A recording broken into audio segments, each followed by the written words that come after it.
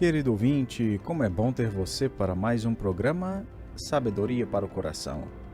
Estamos hoje na nossa segunda mensagem da série natalina Prelúdio de Belém.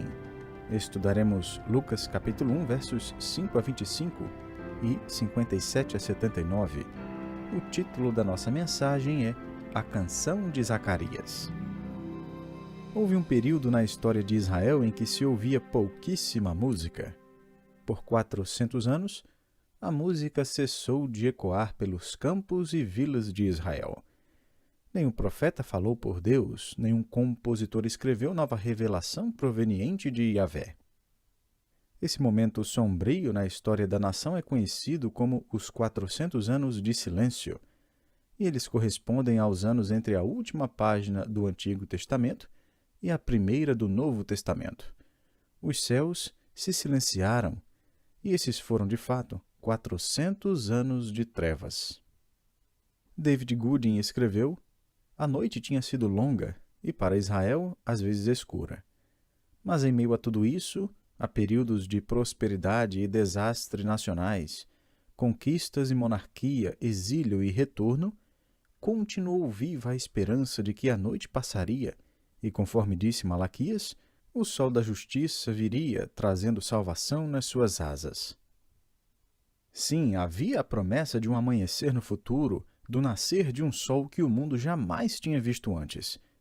Essa foi a última profecia do Antigo Testamento, anunciando que o amanhecer do Messias raiaria no horizonte da história em algum dado momento. Entretanto, ninguém sabia quando essa promessa se cumpriria. E de fato, os israelitas tinham pouquíssimo motivo para cantar nesses dias. A nação tinha se escravizado a tradições religiosas e sua liderança espiritual estava corrompida. Soma-se a isso as dificuldades políticas que os israelitas enfrentavam. Veja como o Evangelho de Lucas começa em Lucas 1, verso 5, nos dias de Herodes, rei da Judéia. Se havia um motivo para a música parar de tocar em Israel, esse motivo era a menção do nome Herodes. Ele era um governante romano sobre Israel e tinha uma inveja louca do trono. Para você ter uma ideia, Herodes matou 2 de seus filhos que representavam ameaça ao seu governo. Matou também sua própria esposa depois de ouvir o rumor de que ela planejava envenená-lo. Além disso, jogou seu filho predileto no cárcere e depois o executou porque ele tentou fugir. Herodes tinha assumido para si o título de Rei dos Judeus. E por esse motivo, ferveu de ira quando aqueles dignitários da Pérsia foram até ele e perguntaram onde está o recém-nascido Rei dos Judeus. Ninguém tinha esse título além de Herodes, ele era o Rei dos Judeus. Então mandou que todo menino bebê nascido na região de Belém fosse morto. Centenas de bebês foram executados. A única música ouvida nesse tempo era o hino fúnebre dos judeus, lamentando as mortes de seus filhos. Quando Herodes finalmente morreu, doente e louco, historiadores romanos contaram que ele tinha roubado o trono como uma raposa, reinado como um tigre e morrido como um cão. Para o povo judeu, a aurora do dia do Messias estava prestes a começar, mas eles não sabiam e nem sonhavam que logo aconteceria.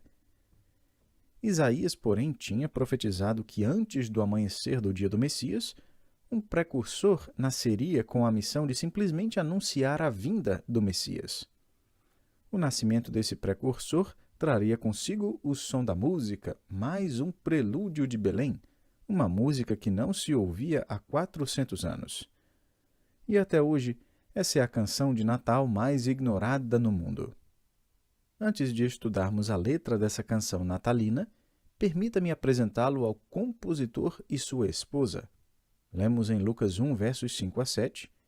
Nos dias de Herodes, rei da Judéia, houve um sacerdote chamado Zacarias, do turno de Abias. Sua mulher era das filhas de Arão e se chamava Isabel. Ambos eram justos diante de Deus, vivendo irrepreensivelmente em todos os preceitos e mandamentos do Senhor, e não tinham filhos, porque Isabel era estéril, sendo eles avançados em dias. Pare aqui por um instante. O compositor e sua esposa sentiam saudades da música, a qual tanto desejavam ouvir. Era a música do riso de uma criança, a canção de ninar, entoada por uma mamãe. Sendo um casal justo diante de Deus, podemos supor que oravam constantemente por um filho.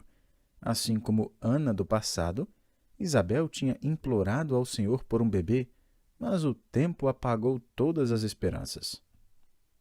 A tristeza do casal precisa ser entendida também à luz de um estigma e superstição do Antigo Testamento relacionados à esterilidade. Os rabinos judeus especulavam que havia 7 tipos de pessoas que não podiam andar intimamente com o Senhor. A lista começava dizendo um judeu sem esposa. Em outras palavras, homens solteiros eram vistos como menos capazes de adorar a Deus do que homens casados. A esse grupo, os rabinos adicionaram um judeu com uma esposa sem filhos. Nesse período, a ausência de filhos era até considerada como motivo válido para divórcio. É por isso que o verso 6 é tão incrível. Ele nos diz: ambos eram justos diante de Deus, vivendo irrepreensivelmente em todos os preceitos e mandamentos do Senhor. Zacarias e Isabel poderiam ter pensado: qual a vantagem de vivermos uma vida irrepreensível? Deus não está cumprindo com seu lado do acordo. Por que o serviríamos? Não adianta. Aquilo que mais desejavam e pelo qual mais oravam para receber no decorrer dos anos de suas vidas, lhes foi negado. Por qual motivo você deixaria de servir e adorar o Senhor? Qual coisa Deus tem negado que o tenta a emudecer a canção em seu coração entoada ao Senhor? O que mais gosto nessa história é que Deus escolheria, dentre cerca de 20.000 sacerdotes atuantes, esse homem chamado Zacarias. Aos olhos do povo, ele era um velho que não tinha feito contribuição significante alguma para o sacerdócio. Sua esposa era descendente do próprio Arão e até carregava o nome da esposa de Arão, mas para todos ao seu redor, servia sob o desprazer de Deus. Na verdade, quando ela por fim concebe, veja o que ela mesma diz no verso 25: assim me fez o Senhor, contemplando-me, para anular o meu opróbrio perante os homens. Pairando sobre esse casal piedoso estavam as nuvens da tristeza e rumores de vergonha. Quem imaginaria que quando Deus começasse a afinar as cordas dos instrumentos que tocariam as canções messiânicas, ele escolheria esse sacerdote para tocar a música de esperança ao mundo? Quem imaginaria? Veja o verso 8. Ora, aconteceu que, exercendo ele diante de Deus o sacerdócio na ordem do seu turno, aproximadamente 20.000 homens serviam como sacerdotes nos dias de Zacarias. O número era tão grande que os sacerdotes foram divididos em 24 turnos. Num dia normal, 56 sacerdotes serviam no templo no decorrer de uma semana. Cada sacerdote realizava sua função 2 vezes por ano. Após essa semana de trabalho, cada um voltava para casa, onde trabalhava para sobreviver. A fim de evitar qualquer dissensão, inveja ou mesmo disputa por posição, sortes eram lançadas para se determinar qual função cada sacerdote realizaria num dado dia. Com base em escritos judaicos, sabemos que um sacerdote tinha o enorme privilégio de oferecer incenso apenas uma vez no decorrer de toda a sua vida. Esse ministério de queimar incenso era realizado lá dentro no lugar santo, dentro do templo, porém não no Santo dos Santos. A fumaça que subia do incenso representava as orações do povo de Israel que subiam às narinas de Deus, o qual se agradava das ofertas do povo. Muitos dos 20.000 sacerdotes oficiantes jamais tinham a honra de oferecer incenso, mas veja o que acontece nos versos 8 e 9. Ora, aconteceu que, exercendo ele diante de Deus o sacerdócio na ordem do seu turno, coube-lhe por sorte, segundo o costume sacerdotal, entrar no santuário do Senhor para queimar o incenso. De repente, Zacarias se depara com o momento mais importante de seu ofício sacerdotal. Ele foi escolhido para a incrível honra de representar o povo de Israel lá dentro do lugar santo, enquanto os judeus se ajoelhavam do lado de fora para orar. Deixe-me descrever esse cenário para você. Herodes tinha reconstruído o templo em Jerusalém com o objetivo de ganhar popularidade com os judeus. Essa era uma estrutura branca enorme com portas banhadas a ouro. Quando os sacerdotes escolhidos para entrar no lugar santo subiam as escadas para entrar no templo, eles soavam um gongo que ficava próximo à porta. O som era então ouvido por toda a cidade. O povo que por algum motivo não podia ir ao templo sabia então que era hora de se ajoelhar e orar. Nessa ocasião, 3 sacerdotes eram escolhidos para entrar no templo. Um limpava o altar de incenso, o outro reorganizava os pães da proposição e o terceiro aparava os pavios do candelabro. Em seguida, 2 deles se retiravam do templo, ficando apenas um lá dentro. Esse que permanecia ali era o sacerdote com a posição privilegiada de oferecer incenso. Quando os 2 outros sacerdotes saíam, um instrumento era tocado. Ao ouvirem esse som, os outros 52 caíam ao chão. Todo o povo que tinha ido adorar também se prostrava. Todos na cidade paravam o que faziam, ajoelhavam-se e, em seguida, um silêncio reverente tomava conta da cidade inteira. Mas por quê? Porque o sacerdote escolhido estava prestes a aspergir incenso sobre as brasas vivas nesse altar especial. O aroma doce e cheiroso que subia representava a adoração, oração e comunhão dos judeus com um Deus gracioso, santo e perdoador. Que momento maravilhoso! Sem dúvidas, o coração de Zacarias bate forte neste momento. Suas mãos enrugadas tremem com medo e animação ao mesmo tempo. Seu serviço, neste dia, contudo, lhe reserva algo especial. Assim que joga o incenso sobre o altar, Zacarias descobre que não está sozinho ali dentro. Veja os versos 11 e 12.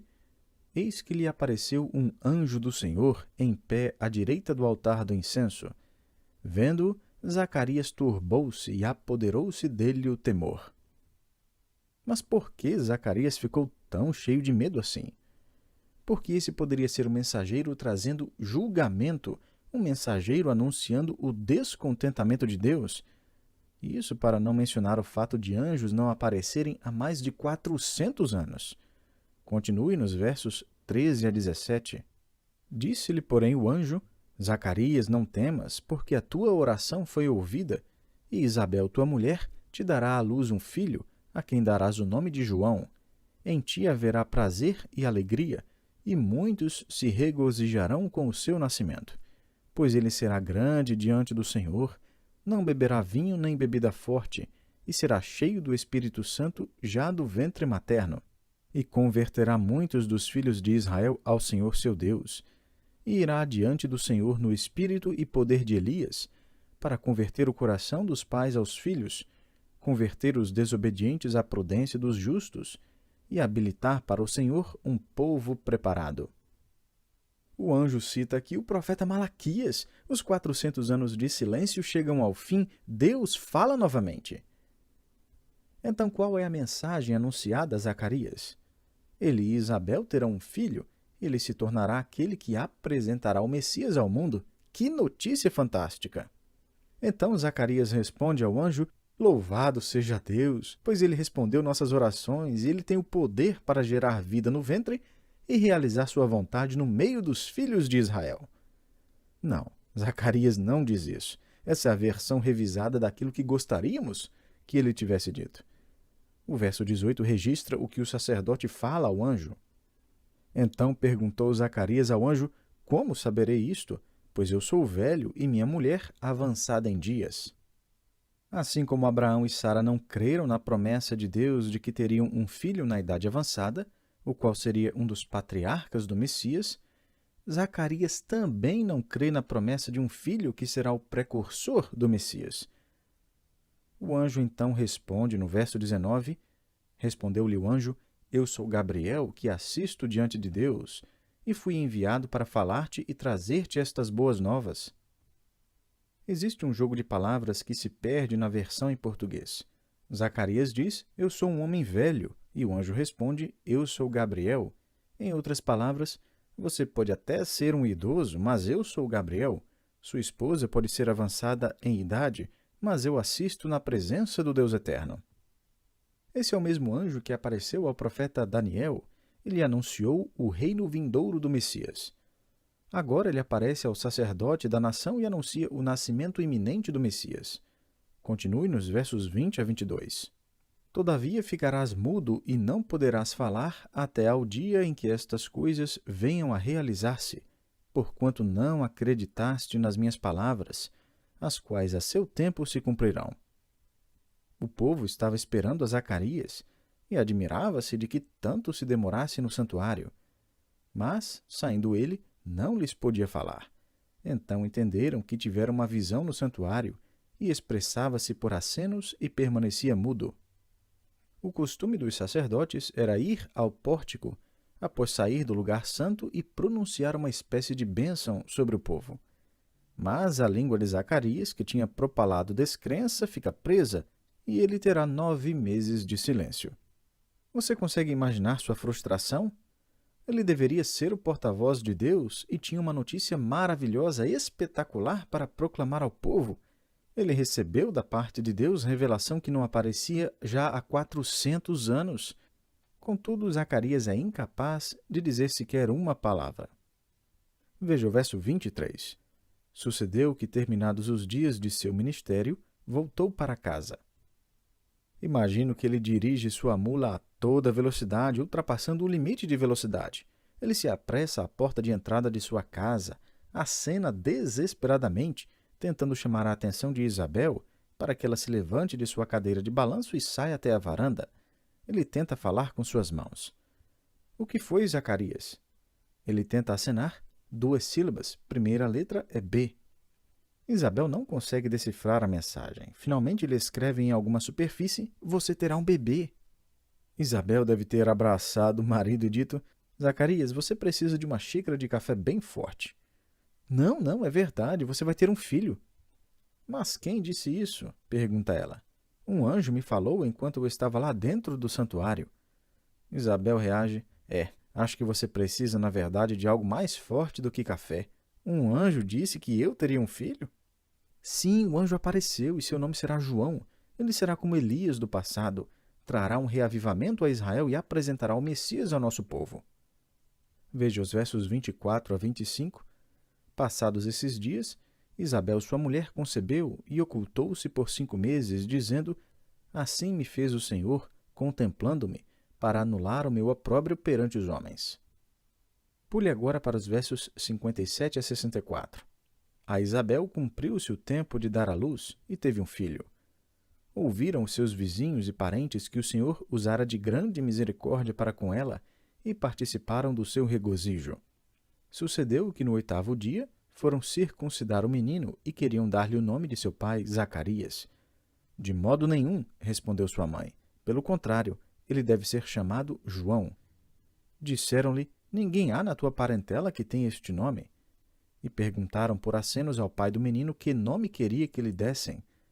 Então, pedindo ele uma tabuinha, escreveu: João é o seu nome. E todos se admiraram. Imediatamente a boca se lhe abriu e, desimpedida a língua, falava louvando a Deus. Por meio do estímulo do Espírito Santo, um Zacarias, agora feliz, começa a entoar um hino profético. Assim como faziam os sacerdotes de seus dias, ele canta o hino, que é provavelmente interrompido por expressões de emoção e por lágrimas. O hino de Zacarias possui pelo menos 4 estrofes. Vamos observar a mensagem de cada uma delas. A primeira estrofe fala sobre a salvação de Israel. Leia os versos 68 a 71. Bendito seja o Senhor Deus de Israel, porque visitou e redimiu o seu povo e nos suscitou plena e poderosa salvação na casa de Davi, seu servo, como prometera desde a antiguidade, por boca dos seus santos profetas, para nos libertar dos nossos inimigos e das mãos de todos os que nos odeiam. A segunda estrofe fala sobre a soberania de Deus. Ela vai dos versos 72 a 75, para usar de misericórdia com os nossos pais e lembrar-se da sua santa aliança e do juramento que fez a Abraão, nosso pai, de conceder-nos que, livres das mãos de inimigos, o adorássemos sem temor, em santidade e justiça perante ele todos os nossos dias.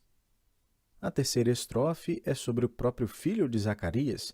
Veja que o sacerdote começa a cantar sobre seu filhinho nos versos 76 e 77. Tu, menino, serás chamado profeta do Altíssimo, porque precederás o Senhor, preparando-lhe os caminhos, para dar ao seu povo conhecimento da salvação, no redimi-lo dos seus pecados. E a quarta e última estrofe canta sobre o Salvador. Veja os versos 78 e 79. Graças à entranhável misericórdia de nosso Deus, pela qual nos visitará o sol nascente das alturas, para alumiar os que jazem nas trevas e na sombra da morte, e dirigir os nossos pés pelo caminho da paz. Que nome maravilhoso o verso 78 dá ao Salvador, que nome apropriado ao nosso Senhor, mas que é tão ignorado. O título é Sol Nascente, e ele vem para alumiar os que jazem nas trevas. Pedro escreveu em 1 Pedro 2,9: Vós, porém, sois raça eleita, sacerdócio real, nação santa, povo de propriedade exclusiva de Deus, a fim de proclamardes as virtudes daquele que vos chamou das trevas para a sua maravilhosa luz. De fato, o pecador se encontra em trevas espirituais e na sombra da morte eterna. O entendimento do pecador está escurecido pelo pecado e pelo próprio diabo. Paulo descreve o gentio sem Cristo da seguinte forma em Efésios 4, versos 17 a 18. Isto, portanto, digo e no Senhor testifico, que não mais andeis como também andam os gentios, na vaidade dos seus próprios pensamentos, obscurecidos de entendimento, alheios à vida de Deus por causa da ignorância em que vivem, pela dureza do seu coração. Essa é a condição natural do pecador sem a luz de Cristo. Além disso, existe um agir sobrenatural por parte do diabo que cega o pecador para a verdade do Evangelho. Veja 2 Coríntios 4, versos 3 e 4. Mas, se o nosso Evangelho ainda está encoberto, é para os que se perdem que está encoberto, nos quais o Deus deste século cegou o entendimento dos incrédulos, para que lhes não resplandeça a luz do Evangelho da glória de Cristo, o qual é a imagem de Deus.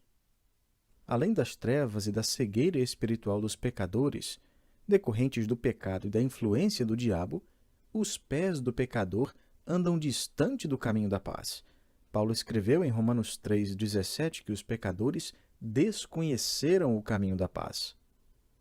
Quando lemos isso, pensamos imediatamente na violência, nas guerras, intrigas, dissensões, facções e discórdias existentes entre os seres humanos, entre nações e sociedades.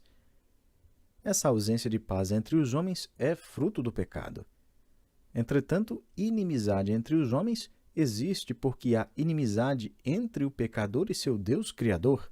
Precisamos ser reconciliados com Deus, ou seja, ter nosso relacionamento com Ele restaurado, para em seguida desfrutarmos de reconciliação com o próximo. E é somente através do Messias, que será anunciado por João Batista, filho de Zacarias, que nós, inimigos de Deus, podemos ser reconciliados com o Criador. Veja o que Paulo escreveu em Romanos 5,10. Porque se nós, quando inimigos, fomos reconciliados com Deus mediante a morte do seu Filho, e em Romanos 5,1, justificados, pois, mediante a fé, temos paz com Deus, por meio de nosso Senhor Jesus Cristo. Zacarias canta: o sol nascente, ou seja, o Messias raiará, conduzindo o pecador à luz do entendimento da verdade e dirigindo seus passos no caminho da paz com Deus.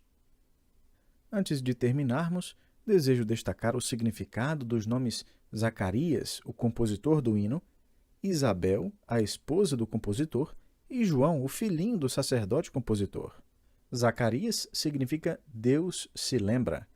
Isabel significa a promessa de Deus. E João significa a graça de Deus. Se juntarmos os nomes dos membros dessa família agraciada por Deus, chegaremos à história da redenção. Deus se lembra de sua promessa e liberta a humanidade pela sua graça. E isso é verdade não somente para Zacarias, Isabel, João Batista e todo o povo de Israel no século I, mas é verdade para nós também. Assim como Deus se lembrou dos israelitas, Ele também se lembra de você. Deus não está ocupado demais a ponto de ignorar suas decepções. ele não está tão tomado assim de tarefas a ponto de arquivar sua oração no lugar errado e se esquecer dela.